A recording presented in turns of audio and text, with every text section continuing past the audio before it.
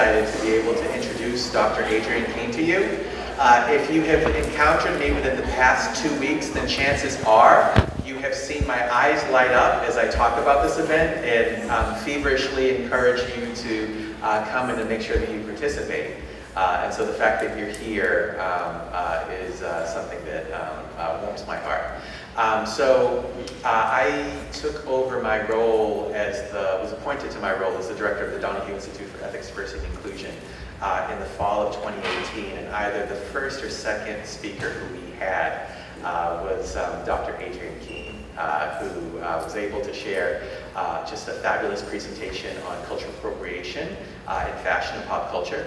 And I think it was certainly a fan favorite. And one that continues to resonate with us, one that often our fashion faculty will refer to and share and use in their teaching to raise awareness around those same dynamics. And one that I'm absolutely, in terms of a presentation, I think a presentation that represents the best in terms of the programming that we offer here at LaSalle.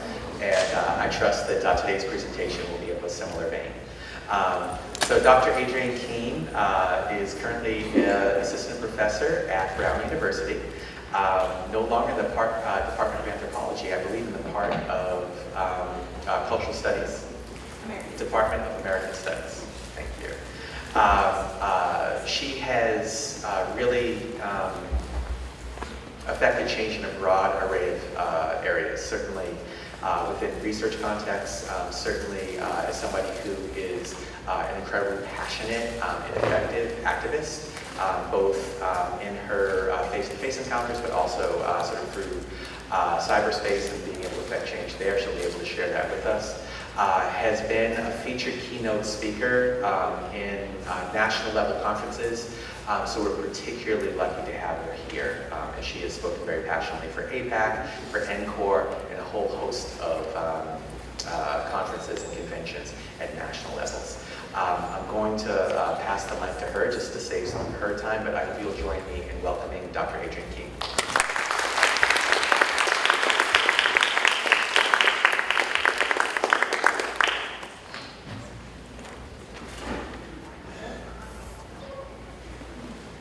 Timer going so I don't talk too long. Sio Nagada, Adrienne King Nawadoa, Chichalakiti Ayeli, Dalonie de la Jutla Ginela. Hi everyone, I'm Adrienne King. I am a citizen of the Cherokee Nation, and I'm originally from California, which is Dalonie de la Jutla, which means yellow money from the ground in Cherokee, so it refers to the gold rush. But I'm very, very happy to be back here at LaSalle. I was telling Jesse, I really thought it was like last year that I was here, and I can't believe it was 2015, so time flies. But I'm honored to be back and really excited to share with you today. And I wanted to start out by acknowledging that we are gathered here today on Massachusetts people's homelands, with Nipmuc and Wampanoag and some other communities very nearby. And I think that's an important place to start in all kind of public events that we do, is to acknowledge whose land we're on and think about what that relationship looks like and entails. And also I wanted to thank the staff that worked really hard to get me here and all of the logistical wrangling that had to happen, so I'm really appreciative of that, as well as the students and custodial staff who will help set up and clean up this space after we're done. So today I'm going to talk to you about a bunch of different things. I am going to talk a little bit about, I'm going to focus in on this kind of phenomenon of what I call the hipster headdress, of folks kind of wearing these native style war bonnets in contexts that are decidedly not native contexts, and then talk a little bit about Indigenous Peoples Day as well, because I know that that is an ongoing conversation here, especially well, here on campus, but then also here in New England. So talk a little bit about what we went through at Brown University in order to change our our weekend it had gone from Columbus Day to Fall Weekend and is now Indigenous Peoples Day. So I'll talk about that process. And then I'm going to end by sharing with you a little bit about what I'm really newly into and excited by, which are these ideas of Indigenous futurism. So what does that mean, and what are some cool images that we can look at from that? So to start, I'm going to angle this a little bit so I can see my pictures.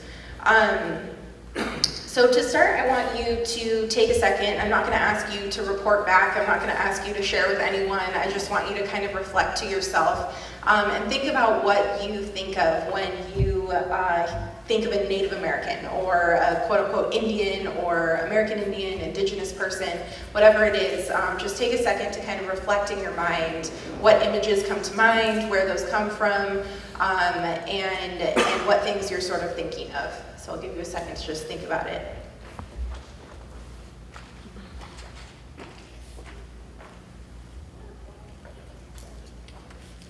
So chances are, unless you are a Native person or have close friends or family who are Native people, you probably were thinking of a lot of images like this. So this is a slide that I include in all of my presentations. I tend to start out this way because this is the Google image search results when you search Native American.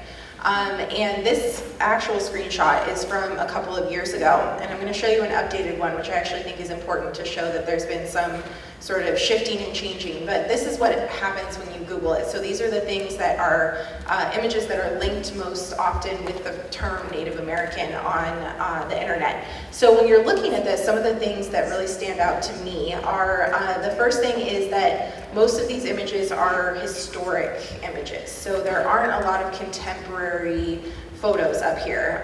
There's a lot of things from the historic past. There's also a lot of images of men. So there are not very many images of Native women up on this slide, which I think also plays into a lot of the stereotypes. And then most of these images are representative of sort of plains-style regalia. So folks from kind of the mid-region of what is currently known as the United States, like the Lakota, Dakota, and Nakota kind of peoples. And that is not representative of the vast, vast diversity of Indian countries. So we have 573 different federally recognized tribes and hundreds more state recognized and non-federally recognized tribes. And each of those hundreds of communities has their own language, their own cultural practices, their own regalia, their own history, their own tribal government, whatever it is, and that is not at all represented by this slide. And so just for point of comparison, this is the screenshot that I took like 2 days ago. And first of all, Google has changed their interface a little bit, but second of all, I think it is interesting. There are a couple more, oh good, I have a laser pointer. So right here is Deb Haaland, who is a candidate for Congress, who is Native currently right now.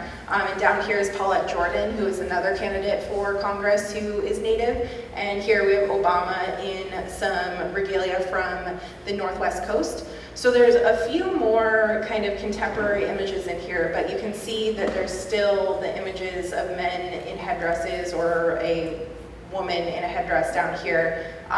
So not a ton of progress, but you can see these stereotypes of a kind of stoic guy in a headdress are very ubiquitous. They're everywhere when we're thinking of Native peoples. And so I want us to start thinking about the places that we see images of Native peoples in our everyday life that we don't really even stop to kind of question or think about them more deeply because we see them so often. So this is a set of images that I also use in most of my presentations, and I used the last time I was here as well, but I think it drives the point home. So this image is one that is kind of popular in sort of fast fashion, like Target, Urban Outfitters kind of thing, but this sacred headdress on a skull. And to me, when I look at this, the only thing I can think is like dead Native person. I can't see any other association there, but it's kind of popular in a lot of different things. You'll see it in tattoos and things as well. This is a Lego minifigure, little guy in his buckskin and war paint there. Sexy Native American Indian costume. And I'm going to talk about Halloween costumes a little bit more too, since we're in October and approaching that time.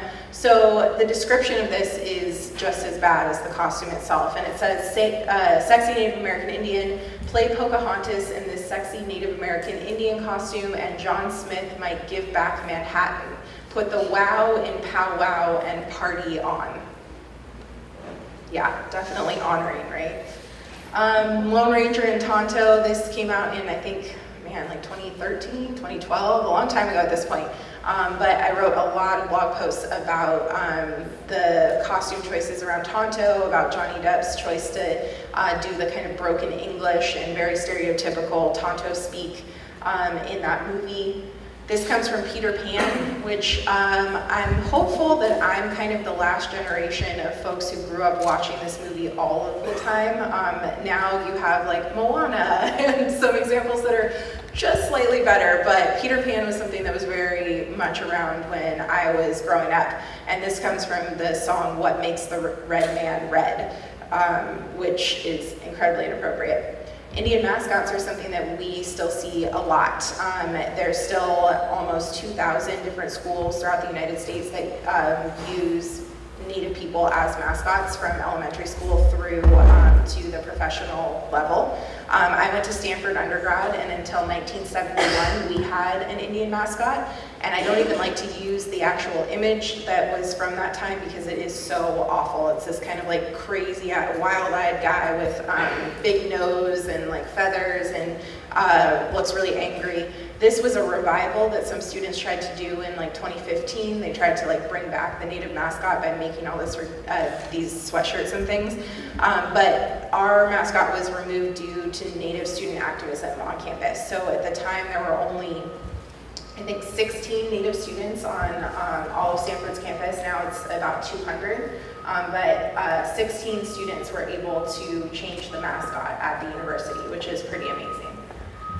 This is a book that teaches kids how to play Indian, and this starts very early in the US from Boy Scouts and Girl Scouts, all the way through like YMCA has Indian Guides program that they changed the name of, but still practices a lot of this. But this is a book that like teaches you step by step how to do this.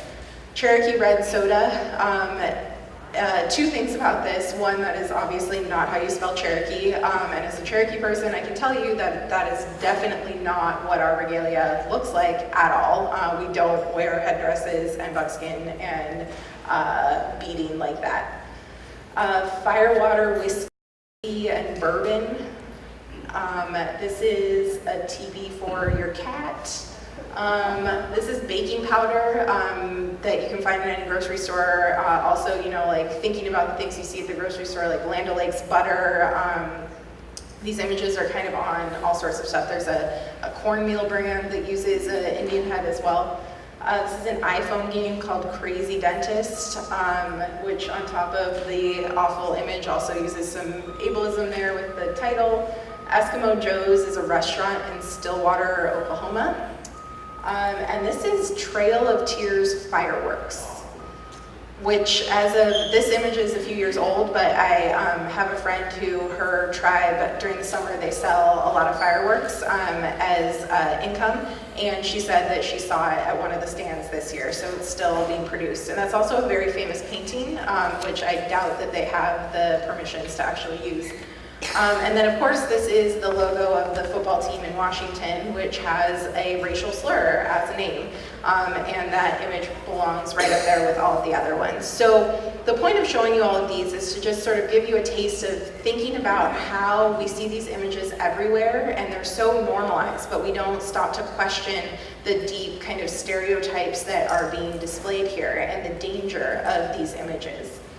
So these are things that go all the way back to the earliest foundations of what is currently known as the United States. So this image comes from the 1700s, and there are ones that are even earlier than that. There were etchings that were made in the 1500s of Indigenous peoples.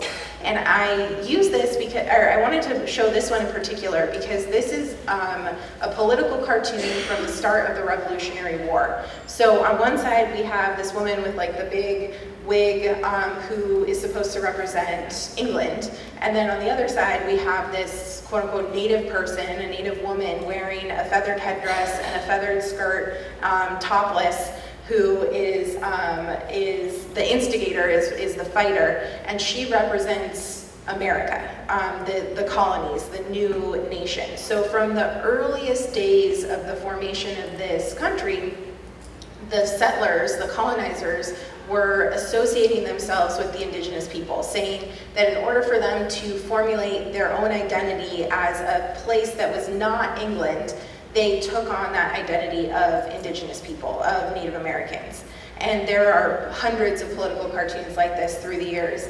And even during the Boston Tea Party, which occurred real close by, the settlers dressed up as quote-unquote Mohawk Indians in order to throw the tea into the harbor. So even from that early time, the idea of dressing up like an Indian was associated with doing things that were lawless or careless or wild, and also things that were helping them to form their identity as something that was decidedly not English. So this appropriation of Native identity and Native cultures goes back a very long ways.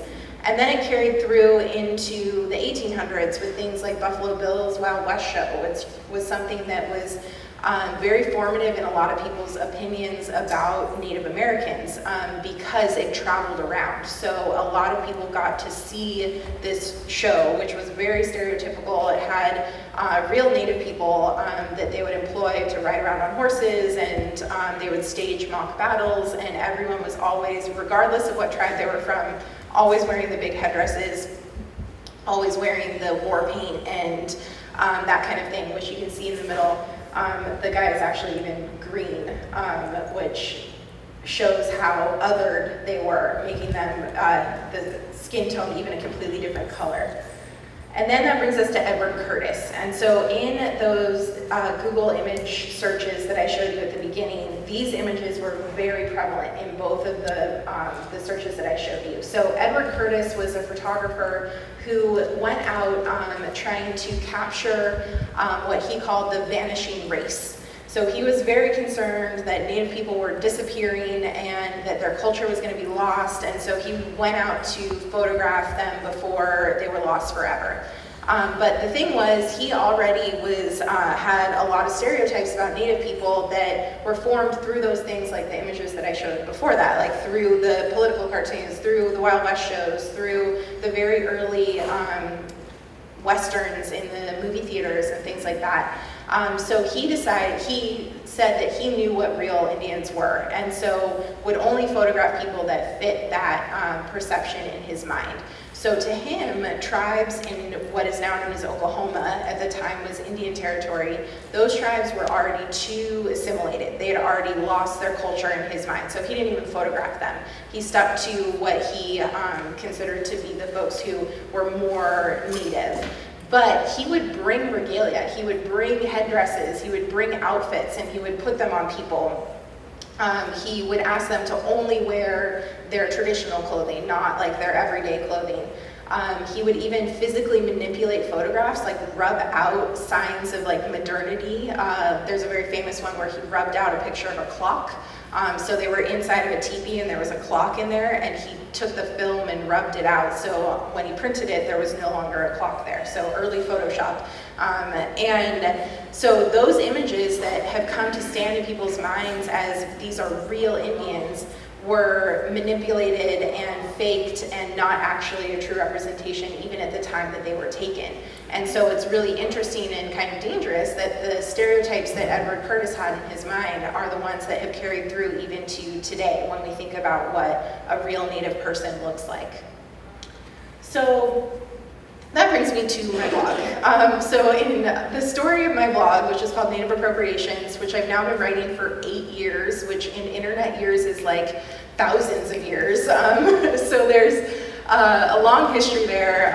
It's funny, I teach classes on new media, and I teach native high schoolers during the summer. And for me, I'm 32, I'm not like that old, but blogs were a big thing. They were very formative for my understandings of social justice and race and racism and feminism and all sorts of things. I had a whole list of bloggers that I would read every day or week religiously. I would follow all of their content. And now today I ask my students, like, what blogs do you read? And people don't read blogs anymore. It's much more about the content can come from wherever, but people will still engage and read stories, but it's not like you have these bloggers that you religiously follow. But my blog started in the heyday of blogs where everyone had one, which was in 2010. I was a first-year graduate student at the Harvard Graduate School of Education. I was the only Native person in my entire doctoral program, one of only, I think, 3 or 4 Native doctoral students at all of 13 schools of Harvard. So it was very isolating. I had come from California, where I was at Stanford, where there were a lot more Native folks around. We had a really good community on campus, and then was suddenly on the East Coast, where Native people are very, very invisible. So I was having all these interactions in the classroom where professors would say really ignorant things, where classmates would say they'd never met a Native person, they thought we didn't exist anymore. And at the same time was when we were starting to see this kind of resurgence of the tribal trends in fashion that we see kind of everywhere now. And one day I was walking through Urban Outfitters, which is across in Harvard Square, you know, that big one that's right there. So I was walking through there, and it was like every cultural appropriation stereotype thing that you could imagine. There were totem pole, jewelry stands, neon dream catchers, teepee, t-shirts, and fake moccasins, all sorts of things. And so things kind of clicked together, and I started thinking about the reason why my classmates and my faculty and folks I was encountering in Boston were so ignorant on Native issues was because the only images they ever saw of Native folks were like that stuff in Urban Outfitters. They never saw things like me or my family or my friends or the amazing things that are going on in Indian country today. They only saw all of these stereotypical images, these decontextualized things that are set in the historic past that erase us, and that was, to me, a problem. So I started this blog. I went back to Urban Outfitters with a digital camera, like an actual one, because I had a flip phone, Razor, it was an upgrade, and I took photos of what was going on and threw them together on this blog. And I didn't really know at the time what I was actually talking about. Like, I had encountered the term cultural appropriation in my anthropology classes in undergrad, but people weren't at the time really talking about it in the way that we are today. So I would just sort of document things on the blog for a long time. And then through the years, as my confidence in talking about these issues grew, as my knowledge on these issues grew, the posts got longer and longer, the time in between them got longer and longer, but I'm still writing it today. And this is what it looks like now. It's definitely not as, this sort of reflected my state of mind at the time. It was like a little sad, dark, emo. Now it's a little brighter, a little cleaner there, but still plenty of things to write about, sadly, 8 years later. But the issue overall of cultural appropriation, I think, is one that is much more in the mainstream. We see it a lot in all sorts of different news outlets, which is heartening to see. And then I also do a lot of work on Twitter, work in quotes. I also spend a lot of time tweeting random nonsense, as do many people, but I have used this as a platform and space kind of in between blog posts. When I don't have time to sit down and write 2,000 words about something, I can throw together a pretty quick Twitter thread about the issue. Or now that I've been writing for 8 years, I have almost 350 blog posts I can draw upon. So these issues are not new. So I can say, oh, we're talking about Halloween costumes again. Here's 6 posts that I wrote about Halloween costumes, and I can just tweet them out. Or like, oh, we're still having this conversation about sage and spiritual theft. Well, I wrote about sweat lodges and spiritual theft 5 years ago, so here's an article about that. So being able to use Twitter in that way, I think, is really effective and has been really helpful for this work. So Now that you've seen these images, you have heard why I started this blog. I have one kind of quick slide to sort of talk about why this is wrong. So the definition that I use of cultural appropriation, I started with a definition that was a quote by a First Nations writer from Canada named Lenore Keeshing Tobias. And she says that cultural appropriation is taking from a culture that is not one's own intellectual property, cultural knowledge, ways of knowing, ways of behaving, music, whatever it may be. And she said that in the 1990s, which I always think is important to point out because people think that this is like a very new conversation, but Native people were talking about it even back in the 90s, the 80s, before then. But I think that definition is a good place to start. So it's taking from a culture that is not one's own. But the big thing that is important in cultural appropriation is power.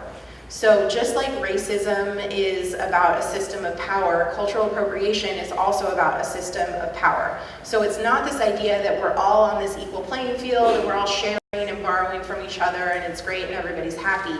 It's situated in a power structure. So for Native people, we are living in a current state of colonization.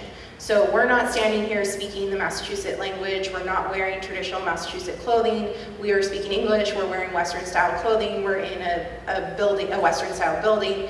And so for Native folks, we're still under colonization. That didn't end, nobody left, nothing has gone back into the hands of Native peoples. So because of that, there's always going to be this power imbalance of colonizers taking from the colonized, of settlers taking from Native people. And so even though we as Native folks have been saying for decades, for hundreds of years, that these things are not okay to be taken from our communities, that we want to be able to have power and control over the ways that our cultures are used or misused, we're not in a position of power to change it. So I can't, by standing here saying this is not okay, this makes me uncomfortable, this should stop, I'm not in a position of power to change that. So that is where it becomes a problem. It's not equal footing, it's not benign sharing, it's a system of power that is in place. So the problem with all these stereotypes too is that it collapses all of that diversity down into this one set of stereotypes. So all of that diversity of Indian country is lost when we're only talking about headdresses, when we're only talking about these very distinct stereotypes. And then, as I showed you with the Google slide, it erases our contemporary existence. So if you were only exposed to these images that I showed you, you would never know that Native people still exist today and that there are millions of us and that we are among you and that we are in your schools, we're your classmates, we're your neighbors, we're running for Congress, we're running multinational companies, we're doing all sorts of things. Those images are never shared. Those are completely erased, so you would never know. And then it turns us into fantasy creatures. So especially when we're talking about like Halloween or these other sort of like play pretend situations. So you're dressing up like a mermaid or a wizard or a fairy or an Indian. And that is a big problem because when you are turning Native people into something that is pretend or that you can dress up as or you can take on that identity, then you of course are erasing us and you're dehumanizing us. You're turning us into something that is less than human, that is pretend, that is fake, rather than seeing us as the really diverse, full human beings that we are today. And a lot of these are sacred aspects of culture. So when we're talking about these headdresses, those are things that for the small number of tribes that wear them, they are extremely sacred and they have to be earned. So not just anyone can wear a headdress. It has to be something that is given to you by the community, and with that comes the respect and the trust of the community. And in most of these communities, they're also only worn by men. And that's very specific as well. In the Crow community, every year at Crow Fair or during certain times of the year, they have a special ceremony where they pick women from the community who are bestowed with the honor of being able to wear the headdress for that specific dance, for that specific ceremony. So there's a very specific time and place where women are given that honor as well. But when you're wearing it drunkenly at a party or at a music festival, it's taking away those sacred aspects of it. It's saying that it's something that anyone can use and that those cultural practices are not as important as your own. And then it also contributes to the sexualization of Native women. And so Native women experience the highest rates of sexual assault and sexual violence of any ethnic group in the United States.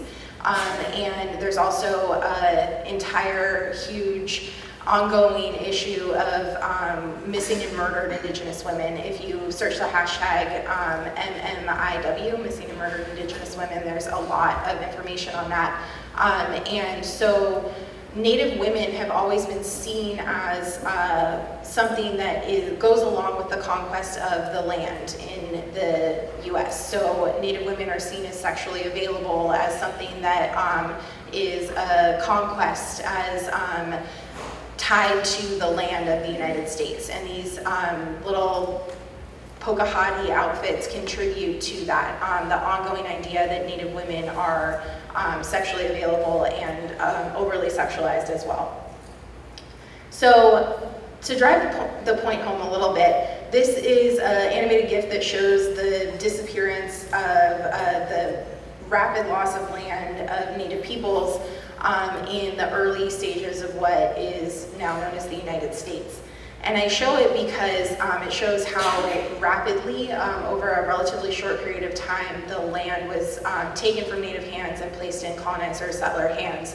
And the only way that you as a colonizing society can justify this is by painting the millions of people who were already there as less than human, as unworthy of life, unworthy of their land, as inferior culturally, inferior linguistically, inferior in every single way. And so that's where you get images like the image on the bottom there of Native peoples being inherently savage or closer to animals than humans. So this process of cultural appropriation is really a continuation of this. It's saying that our cultural practices, our sacred practices, our traditions are less than. They're kind of in the free bin for anyone to take because they're not as important as the majority culture in the United States.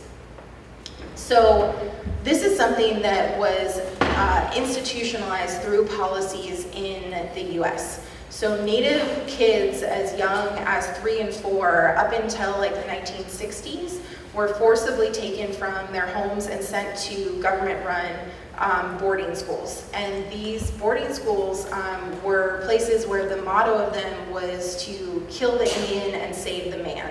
So the whole idea was to completely eradicate Native cultures and to replace them with majority white culture. So the students were not allowed to speak their language, they were not allowed to wear their traditional clothing, they weren't allowed to go home for very extended periods of time.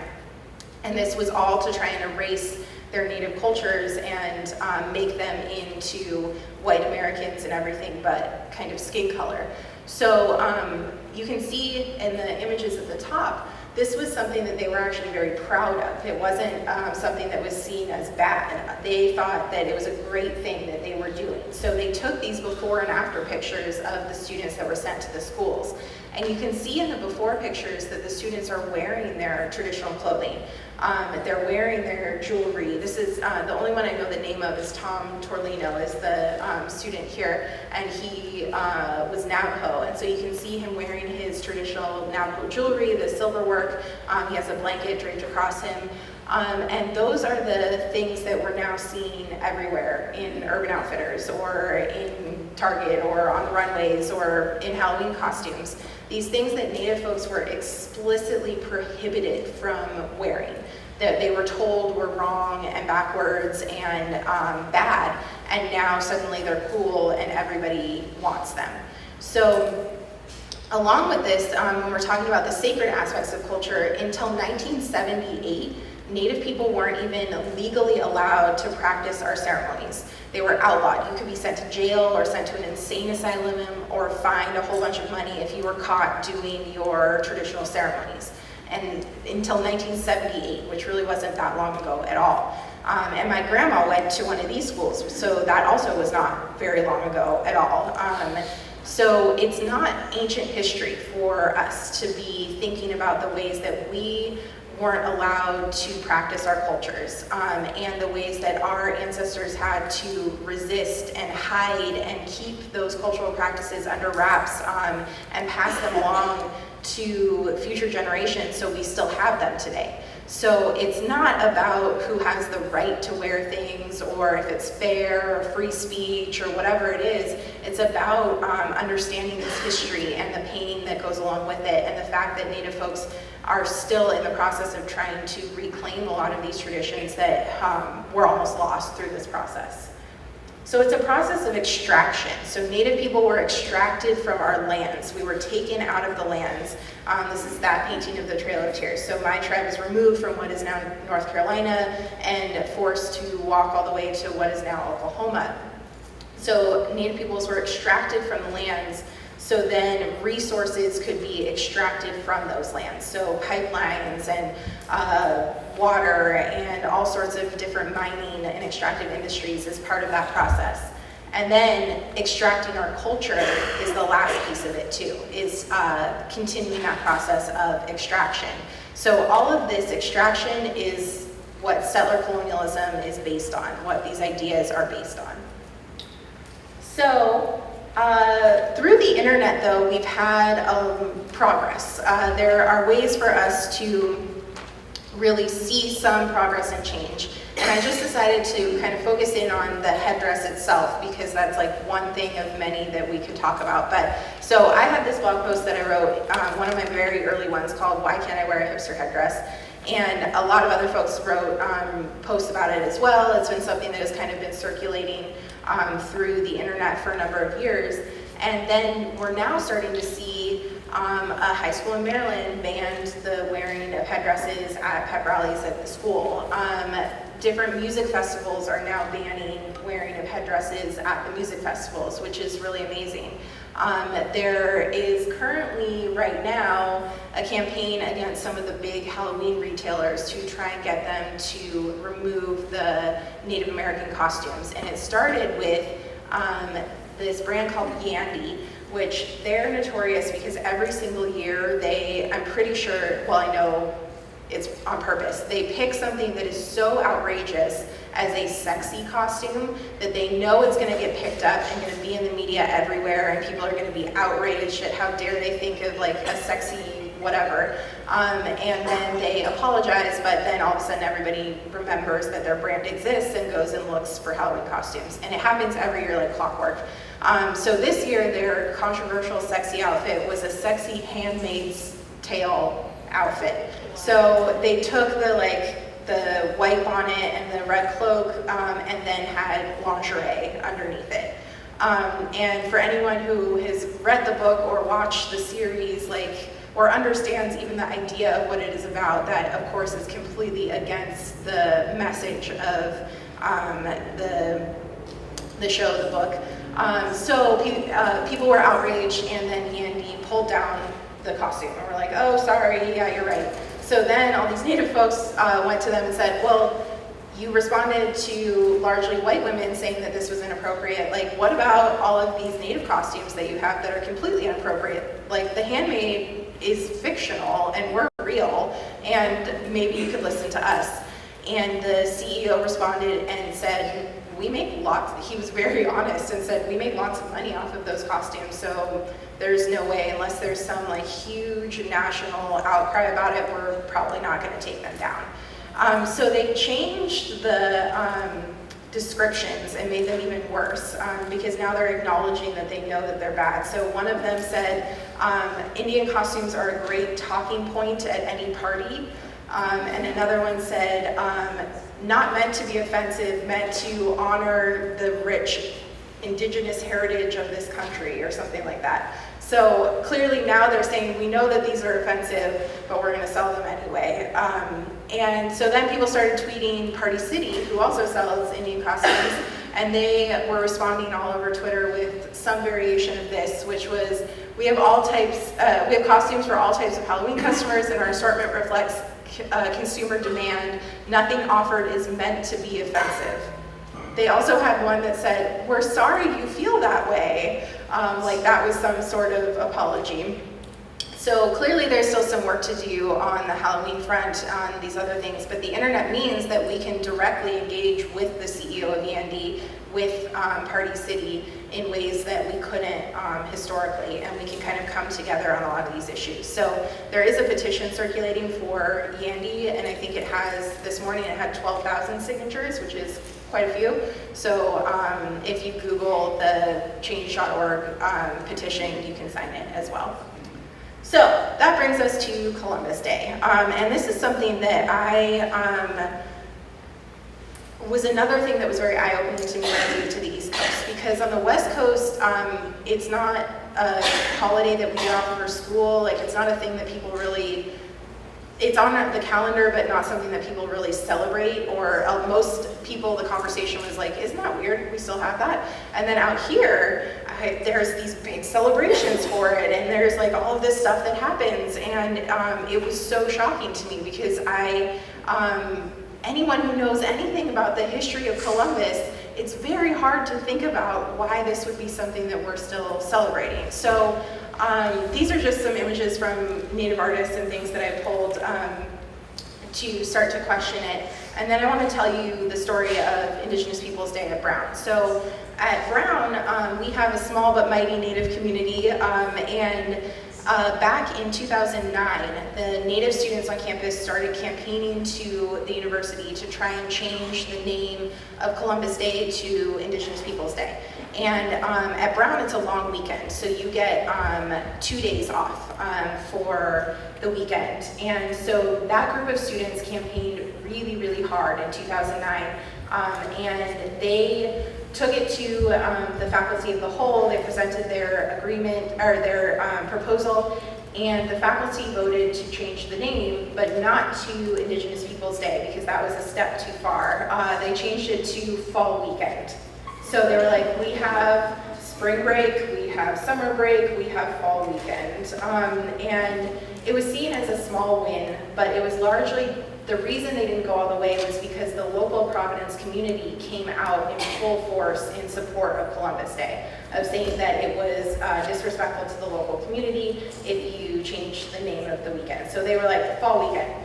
So it stayed Fall Weekend until a couple of years ago, and then a new group of Native students on campus decided that it was something that they wanted to think about again. And what really galvanized the community was a series of really racist op-eds in the campus newspaper, written by a student who was defending Columbus Day, was saying all sorts of things about Native peoples as being inferior, as being kind of savage, and isn't it lucky that Columbus brought all these things to the United States and basically saved Native peoples from themselves.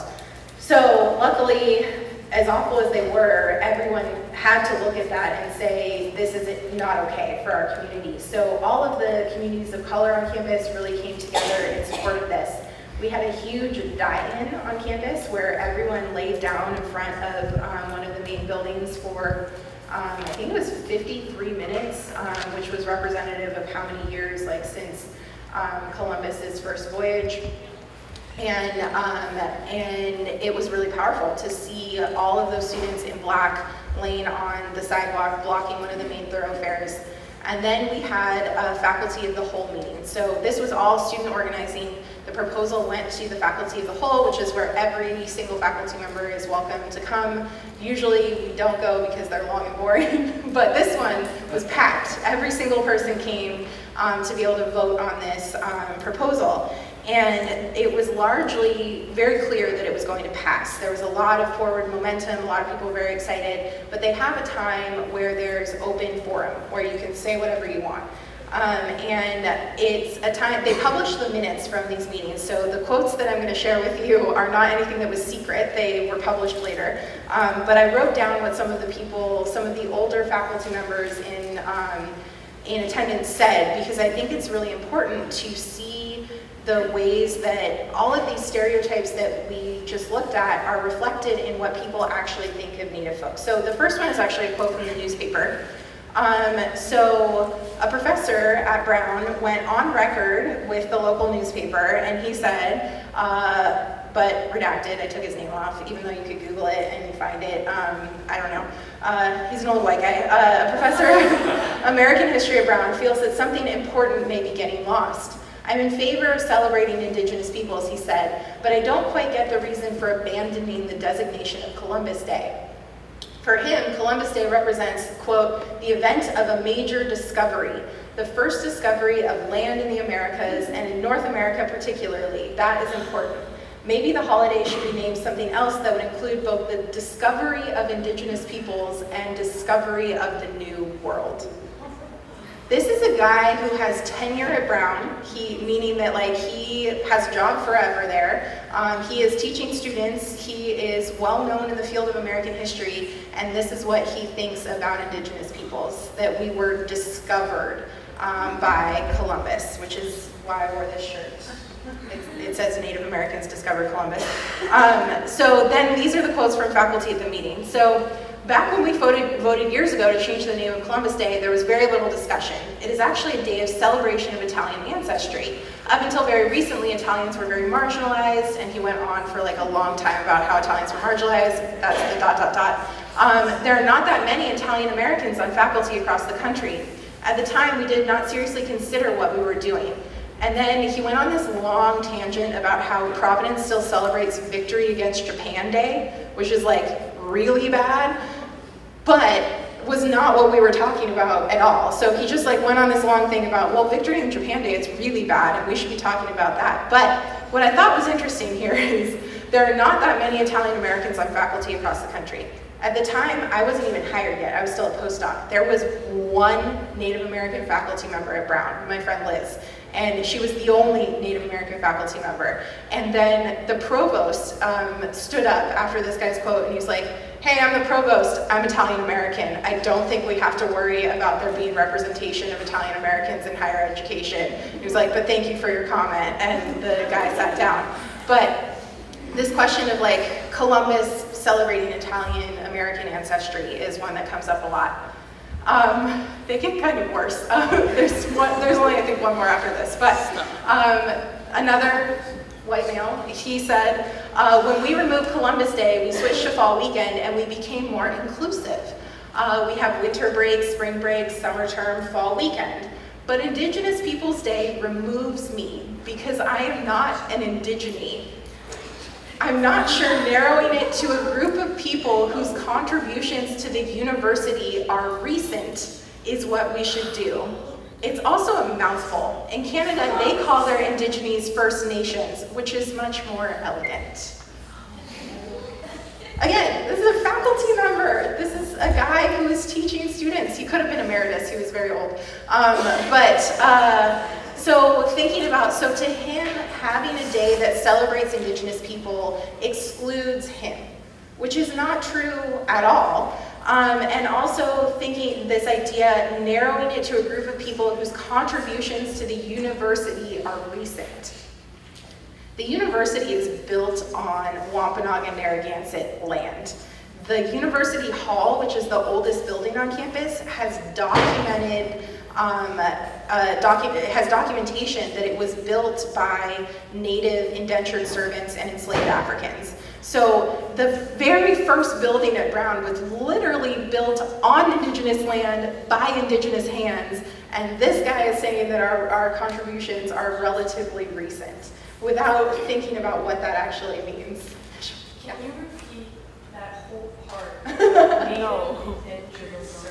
Yeah, so Brown a few years ago, it's been like 5 or 10 years at this point, they did a whole study into the role of slavery in the founding of Brown. And out of that came a lot of things for the university, including the Center for the Study of Slavery and Justice and a few other things. But one of the things that they uncovered during that time was the documentation that showed University Hall, which is the oldest building on campus, was built by indentured servants and enslaved Africans. And among those indentured servants were Indigenous peoples.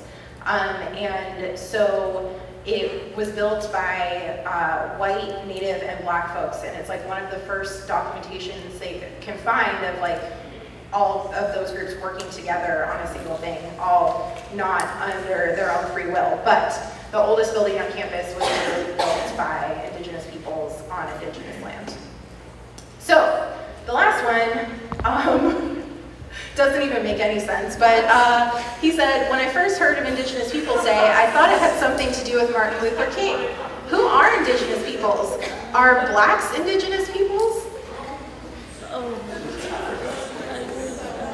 Yeah, so that was what went on at the meeting. But luckily, those were the only comments that were in support of Columbus Day. Out of all of the comments, all of the people there, it was just those. And everyone looked at them like you're looking now, like, why did you think that was okay to stand up and say?